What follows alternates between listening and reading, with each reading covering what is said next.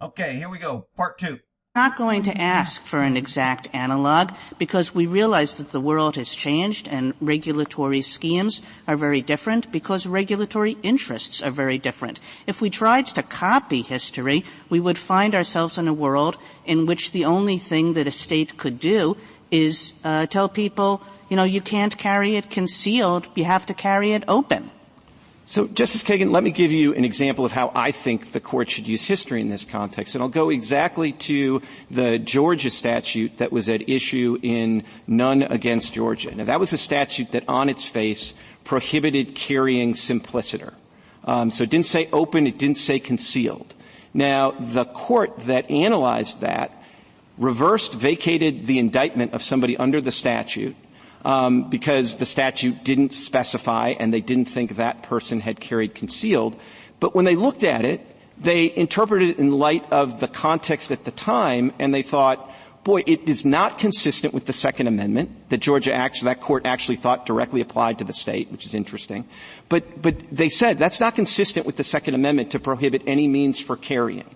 Then, consistent with kind of the norms of the time, kind of almost as like a severability holding, dare I say it, they said, well, all right, the open carry, that's allowed. I mean, rather, that's we're going to say that to the extent this statute prohibits open carry, that's unconstitutional, but to the extent that it prohibits concealed carry, that's constitutional. Now, the fundamental problem with the law that carries over as a direct analogy is it gave no outlet to exercise the constitutional right to carry for self-defense. The norms of the time had a favoring for open carry over concealed. I will grant you that the norms of the time have flipped, and certainly in New York, based on the rest of their licensing regime, I assume that they would prefer that my clients carry concealed rather than openly. But I think that's the way you can use the history, and you can use it with some contextual sensitivity, but you cannot sort of, throw it all out, because I do think the analogy is pretty contextual sensitivity. Ooh. Clean between a law that prohibits any form of carry and what New York is doing here. And, of course, that was one of the laws that this Court specifically looked to in the Heller decision as well. And when you look at this history in the properly contextual way, do you see no difference between the kind of regulation that was allowed in the home and the kind of regulation that was allowed in public places? Because it seems to me that the history, and Justice Sotomayor developed it at some length, but the history is replete with that distinction. And indeed, Heller recognizes that. Heller recognizes that the home is a very special place, both because, for similar reasons for the Fourth Amendment, but also because the need for self-defense is so much greater there. So I think in terms of, I'm not going to tell you that the context doesn't matter at all. I mean, take sensitive places law, right? They don't really affect the keep right the way that they affect the carry right, unless you try to say the entirety of Manhattan is a sensitive place, and then they might affect both. But in general, the analysis is going to be slightly different. But I would say that, I don't think those differences are material here. I think if the district, instead of just banning handguns inside the home, had adapted a permitting regime that required district residents to show that they had an atypical need to possess a handgun inside the home, I'm not sure anything in Heller would have been different, because it's just inconsistent with a constitutional right to either ban the exercise of it or say that it's a privilege that you can only exercise if you show that you are atypical from the rest of the people who are equally protected by the Constitution. That's really important about how a right and privileges become blurred in government's mind, because government doesn't want you to have any rights. They want you to have privileges. That way they can hold it over your head. They can give it to their buddies. They can deny some people. It's not fair when it's a privilege. Government gets to decide. When it's a right, government can't decide. So government doesn't like any rights for the people. They want everything to be a privilege. Like they say, driving is a privilege. Like being able to drive to my job is a privilege, according to the government. Being able to work on the road and drive is a privilege and not a right. I think that's outrageous. Anytime government gets into, we want to make a right a privilege and we get to control it, you lose freedom. Constitutional right. Thank you. Justice Gorsuch. Mr. Clement, are you able to hear me? Loud and clear. Great. Some of your amici have asked us to provide further guidance to lower courts in cases beyond your own. And so putting this... So I wanted to cover this, some of your amici, in case you guys aren't familiar with that term. And I actually could be wrong, but I think it means an amicus brief, which is an amicus curiae is what they call it. But an amicus brief is where a third party to the case offers information. So let's say you're suing a gun manufacturer and you're suing Smith & Wesson. Well, Remington could have their attorneys prepare an amicus brief, and it is basically saying, hey, here's something you should consider. And I thought an amicus used to be a friend of the court, is what they used to refer to it as. I could be getting it. Let's see, an amicus brief referred to as amicus brief, defined by a legal brief where someone who is not a party assists the court by offering information. Yeah, so the way I used to hear amicus brief was that you're a friend of the court. You're trying to help the court out and point things out. So I believe when he talks about some of your amica here, he's talking about the people who are being friends of the court and providing them information, basically trying to sway the court. It's kind of funny. In most cases, you don't have people outside the parties giving information. But the judges have allowed somehow that outside parties not affected by the case at all can come in and give an amicus brief on pushing their agenda. So if they have money to hire an attorney and they want to fill out the brief, they can throw it in. Anybody can, if you want to hire the attorney and put the money in, as a friend of the court. All right, if I describe that wrong, some attorney can clear it up in the comments. Aside your case for the moment, they pointed out that some lower courts have refused to apply the history test, for example, and said they will not extend Heller outside the home until this court does. Other courts have applied intermediate scrutiny and variations of that. Some have suggested that strict scrutiny would be appropriate to treat this right comparably to other rights under our modern tiers of scrutiny. I'd just be curious what views you have about all that. Thank you, Justice Gorsuch. I think we would start with the idea that text, history, and tradition is an appropriate way to deal with this right. That's what the court said in Heller. I think this court would allow the court to make clear that the same analysis applies outside of the home. And I think this case, like Heller, is such an outlier that the court wouldn't have to say too much more unless it wanted to. I think if it wanted to, though, it would already, I think, go a long way to correcting some of the mistakes in the lower court to say that text, history, and tradition is the test, not part of the test, but the test inside and outside the home. And if this court prefers to go the level of scrutiny route, I would simply say two things. One, we would prefer strict scrutiny as being consistent with a fundamental constitutional right. But even if it's going to be intermediate scrutiny, probably the single most important thing to remind the lower courts is that intermediate scrutiny requires narrow tailoring. And a law like this that takes a person who has no proclivity whatsoever, unlike the surety laws, to misuse firearms, and says you simply can't carry them for self-defense anywhere frequented by the public because you haven't demonstrated an atypical need, I mean, that's about as untailored a law as I can imagine. So I think if you did... And it absolutely makes it a privilege given to you by the state to allow you versus a right to where the state needs to prove why it takes it away.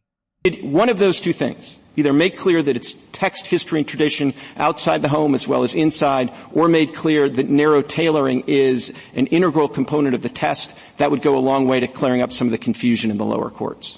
And I know you've had a substantial debate with your friends on the other side about the Statute of Northampton. We haven't heard about that today, and I just wanted to give you a chance. Thank you, Justice Gorsuch. I'd say just a couple of quick things about the Statute of Northampton. It almost seems like he's prompting him to get information that he thinks important, maybe to sway the rest of the court because he agrees with these things that he wants him to cover. Now, it could be he disagrees with these and he wants to hear him explain it. But it sounds like he's kind of guiding him to what he thinks is important. First of all, I think that it was very clear from the... I'm sorry, when I say he, I meant the Justice Gorsuch. I don't know, what the guy arguing, he's already done his briefs and he's done all this. So obviously this part is already in Paul Clement, the one that's arguing this. It's already in his papers. But Gorsuch has reminded him and kind of poked him to make sure and cover this. The Knight's case and the treatises that this court relied on in Heller, that by the time of the framing of the English Bill of Rights, that was not a general prohibition on carrying outside the home, but was a prohibition on either carrying unusual and dangerous weapons or using common weapons in a way that terrorized the public. And so I don't think that that supports the other side's position here. And the second thing I would say is that probably the single most obvious point about the history is there just are no reported cases on this side of the Atlantic, not in actual reporters, not in newspaper reports about crimes of the day, that show anybody being prosecuted for a violation of the Northampton crime simply by carrying common firearms for self-defense. And the one U.S. early court that dealt with this, the common law equivalent of the statute, was State against Huntley in North Carolina, which was an opinion that was cited favorably in the majority opinion in Heller. And that case went out of its way to say that simply carrying firearms per se is not an offense. It's the intent to terrorize the people that is prohibited by Northampton. Thank you. Justice Kavanaugh? Mr. Clement, I have several questions. First, I want to make sure. I like beer. Do you like beer? I cannot. After the hearing and he started crying about how he liked beer, every time I hear this guy's name or see his face, all I can remember is, I like beer. Don't you like beer? I understand your main problem here with this permitting regime, as I understand it, is the discretion that's involved with the permitting officials, and your point that that's just not how we do constitutional rights, where we allow basic blanket discretion to grant or deny something for all sorts of reasons. But I understand you would not object or do not object to the regimes that are used in many of the other 42 states, the shall issue regimes. I mean, there could be particular problems with. See, he used that term shall issue. We talked about earlier in the first video. There's shall issue and there's may issue. Shall issue puts the burden on the state to say why they're denying you the right. May issue makes you prove to the state why you need a gun. Big difference. Those, but I do not understand you to object to shall issue regimes. Is that accurate? That's accurate, Justice Kavanaugh. And as you say, there are especially if you have something like good moral character, there is the possibility for discretionary abuse in those regimes as well. But the thrust of this case is, we'd like what they're having. We'd like what the people in the other 43 states are allowed to do and exercise their rights. And in many of those states, it's shall issue. And I'm waiting for the courts to say, why don't you move to those states? I mean, that's what it'll come to now. If you don't like, the states, we're going to give the states rights to do some things that we like, but other things we'll restrict. Like, we'll open a border on Texas because we don't like Texas, but, we'll put federal agents down in California because we don't want them flooded. And that is, of course, New York purports to have effectively a shall issue regime with respect to hunting. The only other caveat I wanted to add is it's the discretion combined with the atypicality requirement. So if they came up with some, sort of like magic wand that gave them a precise reading of typicality, and so there was no discretion, but the standard was still at the end of the day you have to show that you are atypical from the rest of the people protected by the Second Amendment, we would have a problem with that as well. Right. A shall issue regime with an atypicality requirement wouldn't be no good in your view. Exactly. Even if it could be somehow, if you could come up with some objective standard of typicality. Okay. And the issue before us, as I understand it, is the permitting regime. We don't have to answer all the sensitive places questions in this case, some of which will be challenging, no doubt. Is that accurate? That's 100% accurate, and there's sort of a market. See, when these judges bring up things like this, they're really helping this guy kind of make his point because he agrees with it and he wants him to reaffirm it and make sure everybody hears it. So I like the way he's I can already tell which way he's probably going to vote. He's going to vote for the pro-firearm. I believe. I could be wrong. Test of the accuracy of that, which is New York does have sensitive place laws, and we have not challenged them in this litigation. And then to follow up on Justice Thomas's question and also Justice Gorsuch's, we should focus on American law and the text of the Constitution, and we don't start the analysis in a vacuum, but we start it with the text, which you say grants a right to carry, and then historical practice can justify certain kinds of regulations, but the baseline is always the right established in the text. And there'll be tough questions as the arguments revealed about what the historical practice shows, but the default or baseline is the text. That's absolutely right, Justice Kavanaugh, and of course that's no different from something like the First Amendment, where of course you start with the text, and it's very emphatic text, no law abridging speech, but then you look to history and tradition just to realize, oh, well, there's a long tradition of treating defamation and libel different going back to the framing, so you use that history to inform the text, but the focus is on the text. And last question, following up on Justice Gorsuch's question, as he points out, some courts have used intermediate scrutiny or strict scrutiny. Those are balancing tests. I think Professor Alcia's amicus brief is very helpful on that. There's well-developed law. So some professor was the friend of the court and sent in this brief. Wow, we got a professor telling us. Perfect. In other areas.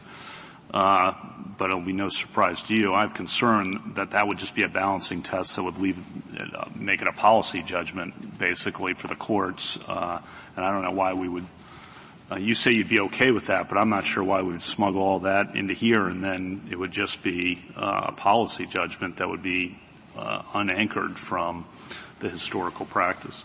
So, Justice Kavanaugh, 2 points just in response to that. One, as you articulate the concerns with interesting balancing, that might be a reason that if you were going to go with the level of scrutiny's approach, you would go to strict scrutiny, where I just think there's less play in the joints. But the second...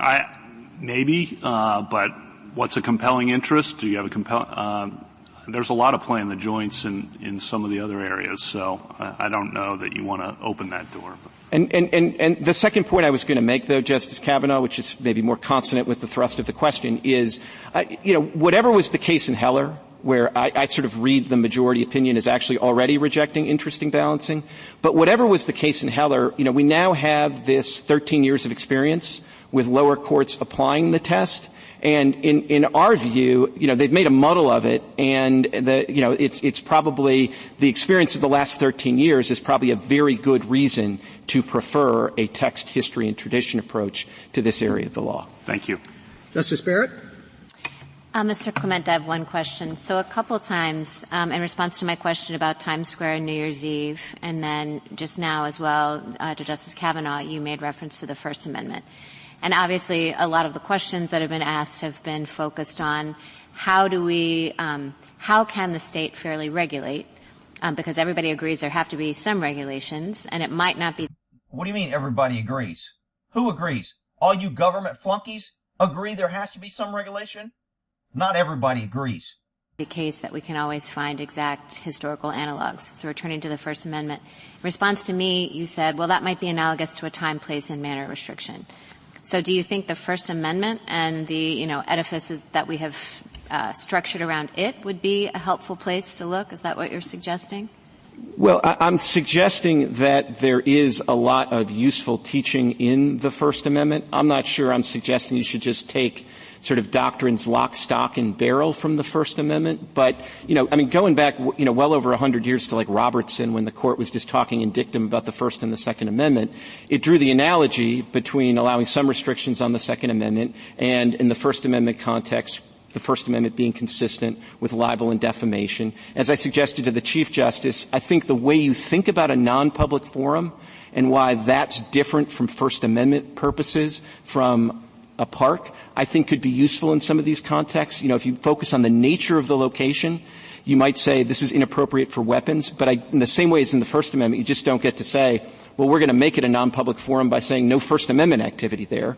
You can't just take a location and say we're going to make this a sensitive place by saying no Second Amendment activity there. So those kind of analogies, and lastly, the analogy being you look at a law that says no concealed carry in a particular place on one night of the year quite differently from a law like this that says there's really no way for a typical New Yorker to conceal carry anywhere that the general public is allowed to go. Those under the First Amendment, those are radically different laws, and I think under the Second Amendment, those are radically different laws. Thank you. Thank you, counsel.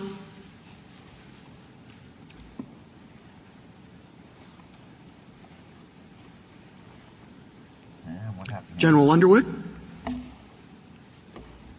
Mr. Chief Justice, and may it please the Court. Okay, so we're switching sides now, and that was what the pause was, so now we're going to hear the other side. For centuries, English and American law have imposed limits on carrying firearms in public in the interest of public safety. The history runs from the 14th century Statute of Northampton, which prohibited carrying arms in fairs and markets and other public gathering places, to similar laws adopted by half of the American colonies and states in the founding period, to later state laws that relaxed restrictions for people who had a concrete need for armed self-defense. Starting as early as the early 1800s, states began taking different approaches to regulating firearm carrying in public. Some states provided that a person who carried firearms in public without reasonable cause could be arrested and required to post a bond. Other states made it a misdemeanor to carry a handgun without reasonable grounds to fear an attack. Other states and territories banned carrying handguns in towns and cities altogether, or restricted it to situations of immediate threat. And in the early 1900s, many states made good cause a requirement. I wonder if the women are going to interrupt her and talk to her different because she's a woman. Let's see. For a license to carry a concealed handgun, while also prohibiting, in some cases, the open carrying of handguns. In total, from the founding era through the 20th century, at least 20 states have at one time or another either prohibited all carrying of handguns in populous areas or limited it to those with good cause. New York's law fits well within that tradition of regulating public carry. It makes a carry license available to any person, not disqualified, who has a non-speculative reason to carry a handgun for self-defense. New York. She makes it sound like it's easy to get a permit. As long as you're not disqualified, we give out permits left and right. Freaking give me a break. Is not an outlier in the extent to which the state restricts the ability to carry firearms in public, and it's not an outlier in asking a license applicant to show good cause for a carry license. Many ordinary people have received carry licenses in New York State. If the Court has questions about how the law works in practice, it should remand for fact-finding. And if the Court finds the history ambiguous, it should review the law under intermediate scrutiny. It's funny when she says, many ordinary people have received. Why don't you have a stat? Why don't you give us the numbers of these many ordinary people? Why don't you give us the stat of how many people were denied and how many people were issued?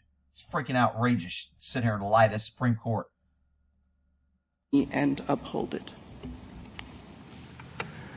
General Underwood, you seem to rely a bit on the density of the population. I don't think she's a general. He's saying general. I think she's the general secretary or general for the law. I'm not sure what her title is. I think that states like New York have high-density areas. And the implicit in that is that the more rural an area is, the more unnecessary a strict rule is. So when you suggest that, how rural does the area have to be before your restrictions shouldn't apply? Oh, good question. Because they're probably saying, hey, we'll give them out if you're in a rural area, but we won't give it out if you're in the city, which is really opposite, because you're much more likely to be assaulted and robbed in New York City than you are out in the country. Maybe because they allow people in the country to carry weapons. Rick, you can't say that. That makes too much sense. Okay. Why? Well, I think the way the New York statute works is consistent with a reasonable rule, which is that there's not a cutoff, there's not a number at which things. Which means government can do what it wants, how it wants. Government gets to pick and choose. Government can pick winners and losers. Government can pick the people that support their liberal policies and give them license. And if they don't like somebody that, let's say, supports Trump, they can deny him a license. Government loves to be able to pick and choose with no accountability. New York is the prime example in everything they do. Things change, but that licenses, unrestricted licenses, are much more readily available in less densely populated upstate counties than they are in dense metropolitan areas. And that is a virtue of the system of having licenses handled by licensing officers who are part of the local community and who take the density. She really isn't prepared. She's like, and many other factors, and this woman is not freaking prepared to be up here. She's going to throw bullshit at him. The justices are going to save her by saying more than she is because she doesn't have anything to say. Of population into account as well as the many other factors. Well, Mr. Nash lives in quite a low density area. That's why I'm interested in where your cutoff is. It's one thing to talk about Manhattan or NYU's campus. It's another to talk about rural upstate New York. He actually lives in what I would call an intermediate area. See, she gets to define. It's not really rural. What's rural? One person for every 500 square miles? Then we give it. Again, when you let government pick and choose, you get into politics, personal preference, who can do something, bribery, promotions, helping out the people that can help you. Government power is never good. It's a right. Leave it alone. Stay the hell out of it. Area he lives in Rensselaer County, which is not that far from Albany, and it contains the city of Troy and a university and a downtown shopping district. Oh, so if you have downtown shopping, that means you're not rural. Wow. But it also contains substantial rural areas, and that is precisely what the licensing officer here was taking into account when he made the differentiation between, don't take it to the shopping mall, don't take it downtown, but you can take it in the sort of backcountry areas. And who gets to decide what a backcountry area is? Each cop? Each sergeant on the police force? Each chief on the police? Each DA? Each deputy district attorney? Who gets to decide? Everybody in government gets to have their own opinion. Meanwhile, the pesky citizen gets screwed. Thank you. General, you mentioned that the gun is, I guess permits are more readily available in a less populated area. Unrestricted permits. Unrestricted permits are more readily available in less populated areas, yes. Now, Heller relied on the right to defense as a basis for its reading of the Second Amendment, or that was its reading. Now, I would think that arises in more populated areas. If you're out in the woods, it's pretty unlikely that you're going to run into someone who's going to rob you. Perfect. Hey, this guy just made a point I've been making. Thank you. On the street. On the other hand, there are places in a densely populated city where it's more likely that that's where you're going to need a gun for self-defense. And, however many policemen are assigned. How many police lines should not be a factor? You guys have already ruled police have no duty to protect. Police can watch you get robbed and does not have to do anything. So the number of police has nothing to do with an individual's person's safety or right to defend himself, because you've already ruled that police do not have to defend anybody. It's a choice for them. It's just not a choice for the pesky citizen if they can carry a gun. There are high crime areas, and it seems to me that what you're saying is that's probably the last place that someone's going to get a permit to carry a gun. How is that, regardless of what we think of the policy of that, how is that consistent with Heller's reasoning that the reason the Second Amendment applies a direct personal right is for self-defense?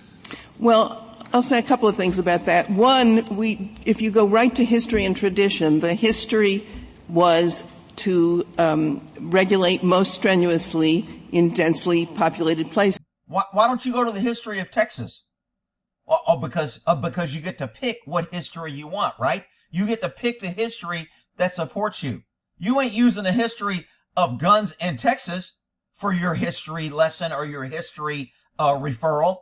That's what fairs and markets are. So we have history. But we also have a rationale for that history, which is that where there is dense population, there is also the deterrent of lots of people, and there is the availability of law enforcement. I knew she was going to bring that up. Availability of law enforcement is a non-factor. They have no duty to protect. And even if there is availability, the response time for law enforcement to most crimes, 90% of the time, cops show up after the crime has occurred. Has nothing to do with the availability of law enforcement. It's just total bullshit.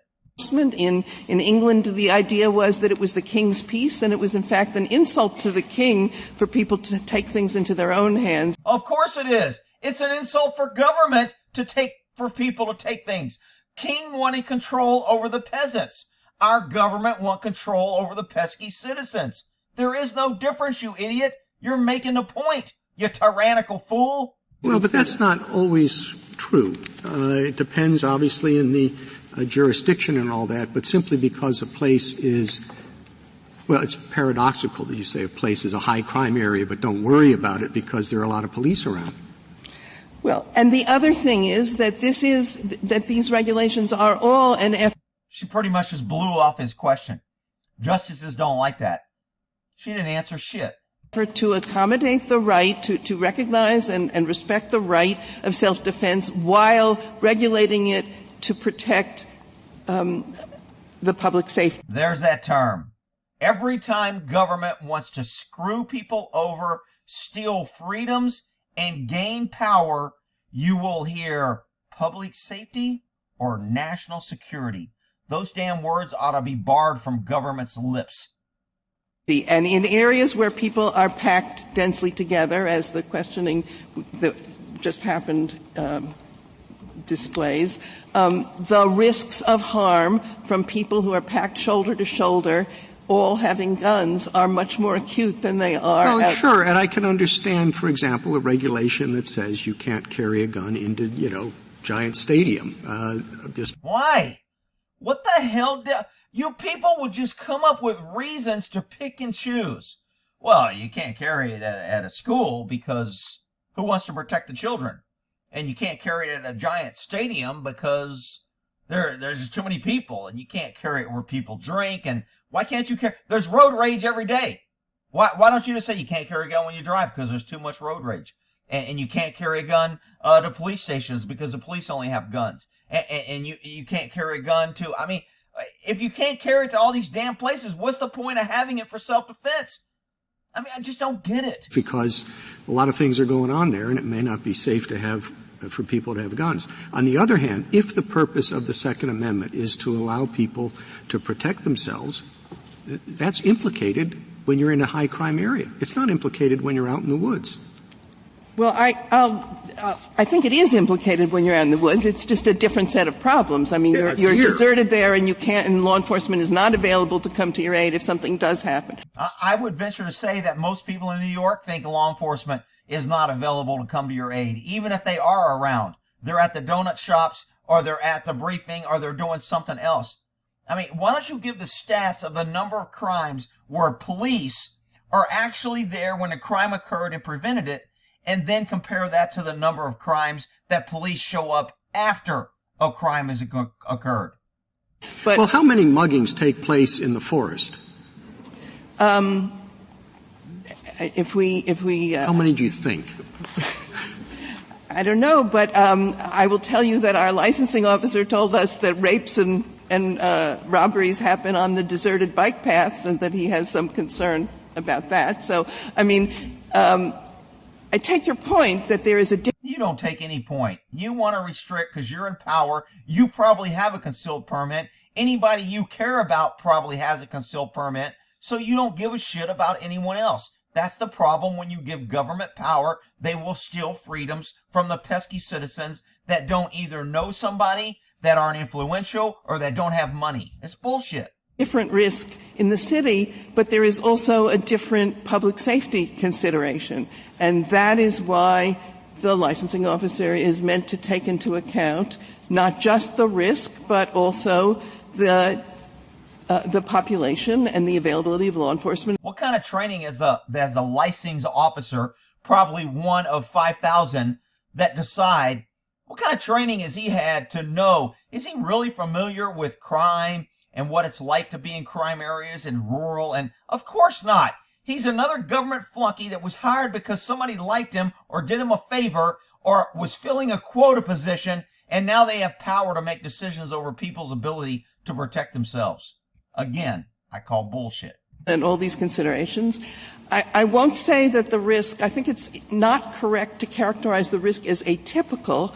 The risk has to be specific to the person. What the cases say is that you can't just say, I'm afraid, because based on facts that are not specific to you. But what Mr. Nash did was convince the licensing officer that his trip to a deserted parking lot every night was sufficient. What if it's one of these, crime ways, whether it's, a celebrated spate of murders carried out by a particular person. I don't know who that is, the son of Sam or somebody else. Is that a good reason to, is that a atypical reason? Is that a justification? Some random person is going around shooting people. I'd like to have a firearm, even though I didn't feel the need for one before?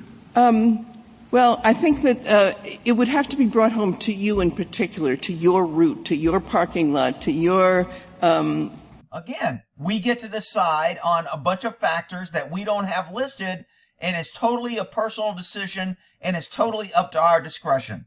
And our discretion always leans on the side of it's not good enough. Your apartment building, but something specific to you rather than it's happening in the world at large. That's what's meant by something non-speculative here. Could I explore what that means for ordinary law-abiding citizens who feel they need to carry a firearm for self-defense? So I want you to think about people like this, people who work late at night in Manhattan. It might be somebody who cleans offices, it might be a doorman at an apartment, it might be a nurse or an orderly, it might be somebody who washes dishes. None of these people has a criminal record.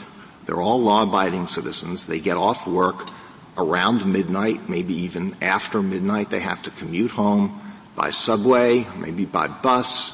When they arrive at the subway station or the bus stop, they have to walk some distance through a high crime area, and they apply for a license and they say, look, nobody has said I am going to mug you next Thursday. However, there have been a lot of muggings in this area and I am scared to death. They do not get licenses. Is that right? That is in general right, yes. If there's nothing particular to them. Boy, that's a sad thing. That we know you're denying people like that because they have to take these jobs and travel at night in high crime areas. And no, they don't have a specific, they don't need a weapon. If they get mugged or killed, tough shit. Not our problem. That's what happens when you give government the ability to give you something and government has the ability to take it away. That's right. How is that consistent with the core right to self-defense, which is protected by the Second Amendment? Because the core right to self-defense doesn't, as this Court said, doesn't allow for all to be armed for all possible confrontations in all places. No, it doesn't. But it doesn't mean that there is the right to self-defense for celebrities and state judges and retired police. Amen. Damn, Sam. You my man. You hit that shit out of the park. Good for you. Officers, but pretty much not for the kind of ordinary people who have a real felt need to carry a gun to protect themselves. Man, that's freaking, man, you're on my team, dude. I thought you were just another dummy with a robe on. Good for you. Well, if that ordinary Mr. Nash had a concern about his parking lot and he got a permit, I think the extra problem in Manhattan is that your hypothetical quite appropriately entailed the subways, entailed public transit, and there are lots of people on the subways even at midnight, as I can say from personal experience. And there's lots of crime on the subways at midnight. Did you forget that? And the particular specter of a lot of armed people in an enclosed space. There are a lot of armed people on the streets of New York and in the subways late at night right now, aren't there? I don't know that there are a lot of armed people. No? There are people with illegal guns, if that's what you're... I don't know if there's a lot of armed people. Oh, you're talking about the illegal people? Oh, yeah, of course. We know they got guns. You freaking idiot. I'm talking about. Yeah. How many illegal guns were seized by the New York Police Department last year? Do you have any idea? I don't have that number, but I'm sure it's a substantial number. But the people, all these people with illegal guns, they're on the subway, they're walking around the streets, but the ordinary, hardworking, law-abiding people I mentioned, no, they can't be armed. Man, great point. Thank you, sir. Well, I think the subways when there are problems on the subways, are protected by the... Oh, of course they are. But we ruled that police don't have to protect you. Stop saying that the police is the reason people don't need guns. Police don't have to protect you. It is a choice. Again, another choice by government. They can take away your right to protect yourself, and now you have to depend on them, but they still have a choice not to do their job or to protect you. Just stop it. The transit police is what happens, because the idea of proliferating arms on the subway is precisely, I think, what terrifies a great many people. We don't take away rights because people are terrified.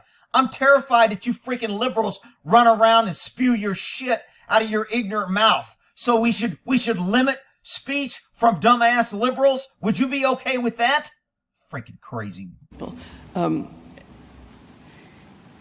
The other point is that proliferating guns in a populated area where there is law enforcement jeopardizes law enforcement. Oh, here we go. The poor cops, they're scared. They're scared of their life.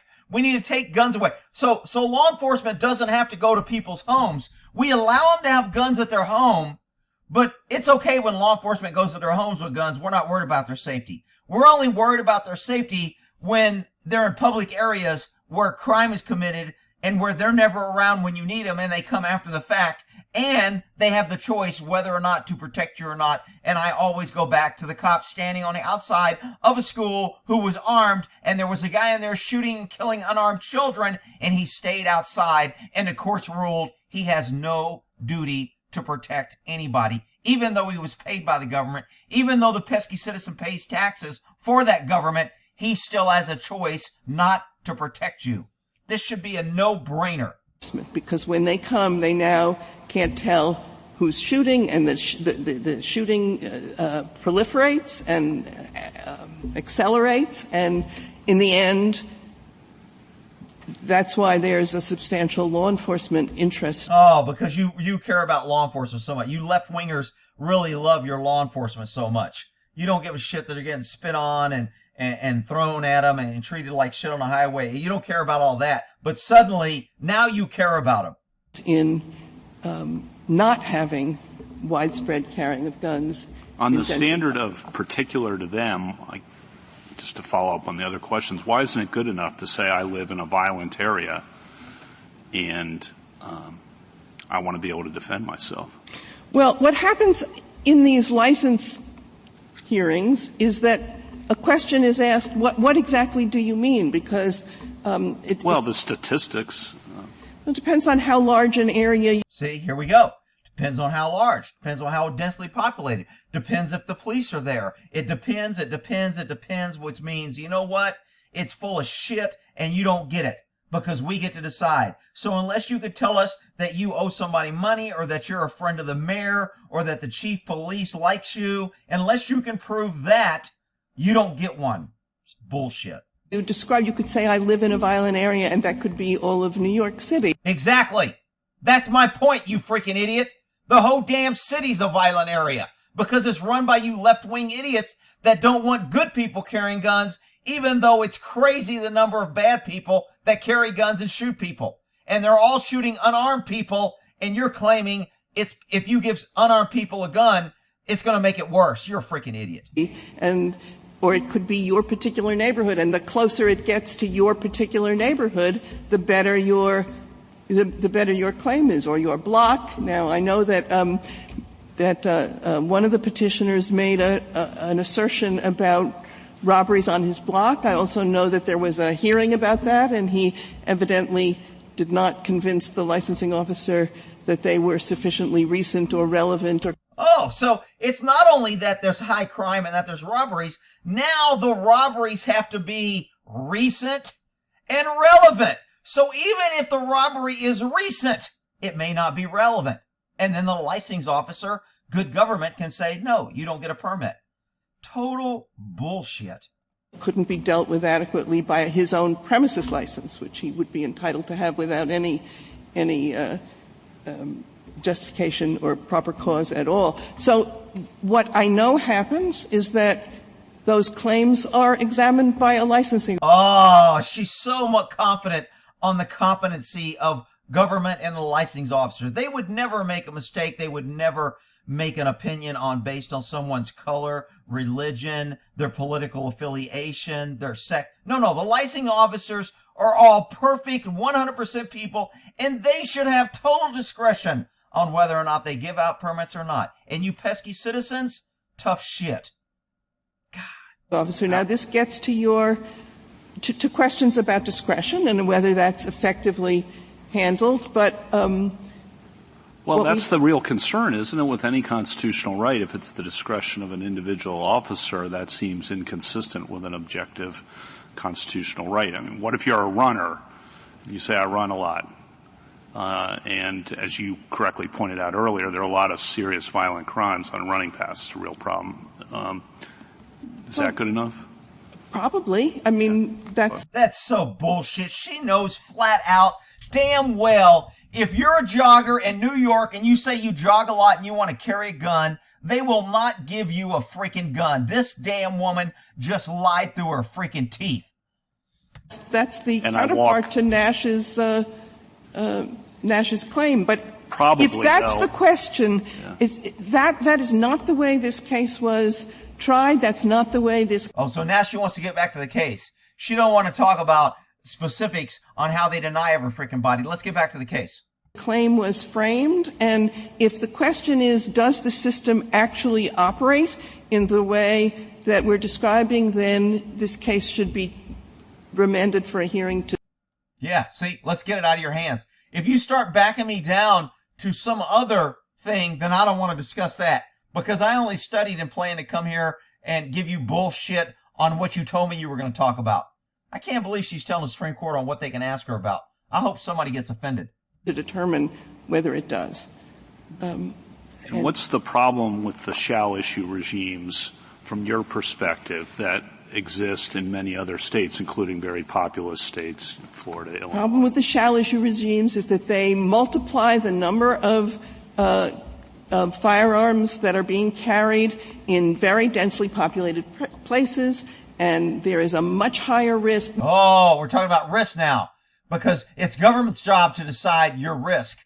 It's okay for us to say you can't have a gun in a high crime area and your life is at risk. That's okay, because we made that decision. But those states that allow people to carry their guns, they're the ones that's creating a higher risk. I just can't believe the hypocrisy of these idiots. Without assuming any ill intent on the part of the carriers of weapons, they greatly proliferate the likelihood that mistakes will be made, fights will break out. But has that happened in those states? I mean, can you make a comparative judgment? Because it seems like before you impose more restrictions on individual citizens and infringe their constitutional rights based on this theory, you should have to show, well, in those other states that have shall issue regimes, actually there is a lot more accidents, crime, and I don't see any real evidence of that. Yeah, I think there is a brief from the social scientists that address. Oh, if there's a brief from social scientists, I'm sure they just gave all the right information. Is this, but this law has been in place since for over 100 years, starting at a time when the law was. This lady is so unprepared to talk. I mean, she's just doing a total shitty job. I'm glad she's doing a shitty job, and I'm glad she's unprepared. But you know what? It won't matter. These judges have made up their mind. They don't really give a shit what any of these people say. Not as well understood in this area as it is now, and so it's a little bit anachronistic to talk about before you put this law in place, you should have evidence. But I believe there is evidence about the success that New York. Now, this attorney's going to go back now. She's going to be a big hero, because when you get to testify in front of or present a case in front of the Supreme Court, that's a big feather that not a lot of people have in their hat. So she's going to get to go back and say how great she is because she argued in front of us. Not that she did a shitty job. And hopefully she'll say, even though I lost, I got to argue. New York has had in keeping keeping gun violence down that is attributable. There's not gun violence. There's people violence, and some use guns, and some use knives, and some use bats, and some use cars, some use gas, and some use drugs. So there's other things that crime is, but guns do not commit crimes. To the reduced number of guns that are being carried, particularly in these densely populated places. So, General, one of the things that strikes me about this area. Okay, so I think she's a left-wing loon, and I think she's going to give this girl a pass, and she's going to try and help this lady out because she's doing such a shitty job. Maybe I'm wrong, but let's see. Is that on the one hand, it seems completely intuitive to me, and I think to many people. I mean, if you think about Justice Thomas's questions about less populated areas, the rural areas of New York versus the cities, I mean, it seems completely intuitive that there should be different gun regimes in New York than in Wyoming, or that there should be different gun regimes in New York City than in rural counties upstate. But it's a hard thing to match with our notion of constitutional rights generally. I mean, Mr. Clement makes a big point of this in his brief about how we would never really dream of doing that for the First Amendment or other constitutional rights. Allow that level of local flexibility that you are basically saying we should allow in this context. So I guess I just want to hear you say why you think that is. What justification is there for allowing greater flexibility here? Well, I think one point is that there is a very wide range of sort of distribution of rural and urban and different kinds of. How can I make up these lies? How can I pull up some more lie? There is areas, not just across the whole state, but within counties, and so delegating the decision making with appropriate criteria to somebody who is local, which is what this is. These are local judges. In most of the state, they're judges. To make the relevant fact findings, to make the relevant inquiry. This is an interactive process in which these individuals and others are told, I'm not going to lift the restrictions now, but if you come back, if you have more to say about this, feel free to come back. It's an ongoing process. So you can come back and keep begging the government to allow them to allow you to defend yourself. Yeah, that's a right. Shall not be infringed. That's it. It's one reason why there isn't so much appellate litigation is that that is what happens. So it's hard to see how you could specify everything in advance and have it be a clear on-off switch and still take adequate account of, on the one hand, the need for. See, turn it off with a switch means we don't want you regulating us, telling us what to do, because then we have to be held accountable. When we get to pick and choose, we can't be held accountable because the burden is on you to show that it's different, or that it was relevant, or that it was recent, or whatever. And might I add, Venezuela had the right to carry arms 3 years before the fall of that country, when the government suddenly decided that they didn't need guns because government was enough to protect them. And they were all so happy because of the riches of Venezuela and were doing so good that they gave up their guns voluntarily to the government.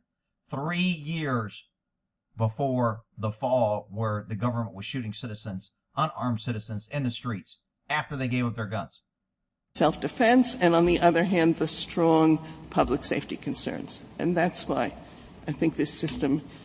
I don't think that was Justice Kagan's question. Oh, I'm sorry. It was on a broader level, I believe. She can correct me if I'm wrong. The issue is, no other constitutional right do we condition on permitting different jurisdictions to pass different regulations. Amen.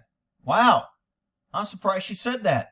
Shit, she's even giving me the impression that she might even be considering doing the right thing. But do we have any other constitutional right whose exercise in history has been as varied as gun possession? Oh, there she goes. Now she went back to history. Since it's been done in history, it's a different right. And use. Well, I think that's right, both at the level, the local level, and at the state to state level. We have a strong history here of a range of responses from state to state that is based on local conditions and local concerns. And what we have within New York is an effort to recognize we have almost the same range of different kinds of spaces within the state, and this is the effort to accommodate that. And if the history... Oh, it's government's effort. They're trying to accommodate. That's it. Government's doing the right thing for the first time in history, and they're actually trying to accommodate the pesky citizens for the first time in history. Really? Warrants taking local conditions and local population density and so forth into account. It's hard to think of another way to effectively do that. There is, after all, appellate review available here, all the way to the central, to the highest state court. Oh, yeah, like you're going to go to another New York judge that's going to say, yeah, we should give out more guns. Granted, those same New York judges will have their concealed permit. Thank you, counsel. Justice Thomas, anything further? But let's just take, for example, hunting. That's something I think we can agree on. You can't hunt I'm sure, with a gun in Central Park. But I'm certain that there are places in upstate New York or even in western New York where you can. I don't Including Rensselaer County, yes. Yeah. So I think what we're asking is if that you can have that difference for the purpose of hunting specifically, why can't you have a similar tailored approach for Second Amendment? All right, dude. Now you just fucking lost me. You're being a fucking idiot. Because hunting is not a constitutional right. The founders did not put in the Constitution has the Second Amendment. Right below free speech, the second thing that they thought was the most important thing for free people to have besides free speech was the right to carry a gun without government intrusion. And they said, shall not be infringed for a freaking reason. It wasn't because they went on a hunting trip. It was because they just had a revolution against a tyrannical government, and they just had a war fighting for their rights to be free. That's why they put the Second Amendment second. It wasn't because of freaking hunting. So just knock it off with the hunting bullshit. Based upon if it's density in New York City, if that's a problem, the subway, then you have a different set of concerns in upstate New York. Well, hunting permits work for particular locations, for particular areas, but it's all one statewide regime. I mean, and so to here, licenses are handled locally. It's not exactly the same, but it's the same model that licensing of handguns to carry a handgun for self-defense is handled locally under a single set of criteria, but with reference to local conditions. This has to be probably the most unprepared and articulate people that I've seen argue in front of the Supreme Court. I mean, she is just horrible. She is just kind of putting in filler words.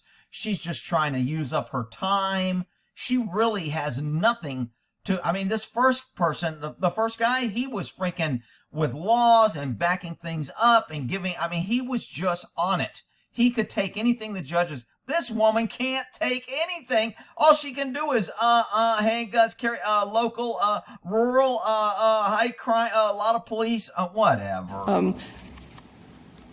I think that's right. Justice Breyer? Are we considering here just the upper state New York law? We're not considering New York City, are we? I don't see any reason to be considering New York City. Okay, so it's not in the case. Petitioners are not. They're not. Okay, yeah. all right. Now, if you're trying to get uniformity, doesn't the First Amendment, isn't it filled with local statutes use the word may, parade permits, event permits? So yes. It's not special. Okay, so he just gave her, because she wasn't doing her job, he just gave her a great example on how free speech isn't unlimited either. And if we can make people get permits for a parade and limit their free speech of a parade, then we can certainly limit free speech of a gun. That's what he just did on a slide for those that missed it. Can you think correct about, in the areas where permitting happens, which includes First Amendment areas? It could be parades, it could be solicitation for charity. There are various areas where First Amendment activity is so what I'm driving towards, and I thought also there is a brief here, I think it's the social scientist, remember the name of it, which says in instances where, and they do it statistically, they are more liberal in allowing people to carry concealed weapons who are good character people, and there is a greater risk of a crime or harm, where that happens, there are more deaths of innocent people. What is that? Oh my God, I'd like to see this brief. Are you kidding me? Maybe the statistic that you're trying to make out that the cause is giving good people guns, maybe they gave more people guns in these areas because crime was already freaking out of control. So when they armed people, they were able to defend themselves, and that's why there were more deaths. No, Rick. It was giving those damn pesky, innocent, good citizens guns. That's what caused this, not the crime. You're a freaking idiot. So what I'm driving towards, and I thought also there is a brief here, I think it's the social scientist, remember the name of it, which says, what I'm driving towards, and I thought also there is a brief here, I think it's the social scientist, remember the name of it, which says and there is a greater risk of a crime or harm, where that happens, there are more deaths of innocent people. Now, what is that brief? I'd about like to go back and look at the figures. Yeah, I believe it is a brief of social scientists, but... All right, I'll find it. Yeah. But do you think it's useful to, were we to have a trial, could we go into that? I mean, I think the great problem would be, fine, let's have some absolute rules, uniform... Oh, you can tell he's a liberal. He absolutely wants absolute rules, uniform, national rules, regulations. Government needs to rule everything because we're smarter, and you pesky citizens that pay taxes are the problem, not us smart people. Man, you talk about freaking... national rules. I'm not sure we have those in the First Amendment, but assume we do. What are they? What are those rules? Well, I think they would end up being factors that have to be taken into account because the range of situations is so different, both on the need side, on the. All this is bullshit, public safety. Watch, here it comes. on the public safety side. So I think it's very hard. In fact, that's one of the things that I think is hard about the suggestion that a sensitive place regime could replace a system like this. Or if you had a guess on how many concealed carry licenses are given in the area under consideration, upstate New York or outside of New York City, in a given year or around, any way you want to put it, are they in the tens of thousands? She doesn't know. She don't want to say. Well, I can't do it statewide. I have statewide estimates. Yeah. Estimates. Meaning I don't have it. I didn't do my job. I can't come up here with statistics because statistics prove that I don't know, that my shit doesn't work and it has no help in me. Therefore, I don't want to show you statistics because that's facts. And liberals and left-wing ideology hates facts. They like feelings. They like emotions. They like public safety. They like national security. Not estimates. I have permits for Rensselaer County and for statewide. It would be possible to get more, but I don't. Are they rough? What are they? This is in footnote 10 of our brief. In the 2-year period, 2018 to 2019, in the state, there were approximately 37,000. Okay, so that's a 2-year period. So let's cut that in half for what they give out a year.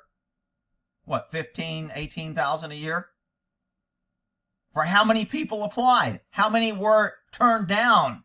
I mean, that's how just giving this stat doesn't do anything. How many people applied? How many were turned down? And why? 800 grants. I get the rough idea. And if, in fact, it were remanded, I guess we could go into that in more depth. That's correct. That's correct. We have the grants. Of course, there are licenses that weren't granted in those years that are still valid, so that doesn't tell you how many licenses there are out there altogether. The thing we had to estimate was the grant rate because we don't have application data. We had to estimate. We don't want to keep data on what we're doing because data is accountability. Data means that you can tell us that we're doing all the shit that government does when they get power. So we want to be able to say we don't really keep those stats because we just want public safety. Estimate that from other information, but we have the permits. Justice Alito? Is it correct that the non-speculative standard applies throughout the state? It applies equally in New York City and in the most rural location in upstate New York? Well, it has been the law has been interpreted to mean that, although the experience of granting licenses, or the experience with license applications, is that it is apparently more readily satisfied upstate. So the individual officers have a degree of discretion? Well, yes, they're asked, like judges on many issues, they are asked to take into account certain factors. They can be reversed if they took the wrong factors into account or if they failed to take the specified factors into account. It's not unguided discretion, but it is discretion. Any discretion by government is unguided. You can do what the hell you want. Stop it. Ignorant shit. What guarantees, if any, are there in your regime that a licensing officer is not taking into account improper factors? I mean, this is a question about the judicial system generally. If he correctly records the factors that he took into account, they write letters or opinions which may or may not fully disclose. One assumes will disclose what they thought was important. Oh, so they can write something they don't have to fully disclose. So that more room for human error. So I can deny him, and then when I write my report, I don't really have to disclose why or part or some. Oh, that's a great system. Important. When often they're not just the papers, but there are if he denies the license, he will say why. He has to say why. We've been presented in your brief and all the other briefs in this case with an enormous amount of history, citations to all sorts of statutes and other sources. would you be willing to concede that maybe you got a little bit overly enthusiastic in your summary of some of the historical sources that you cited in your brief?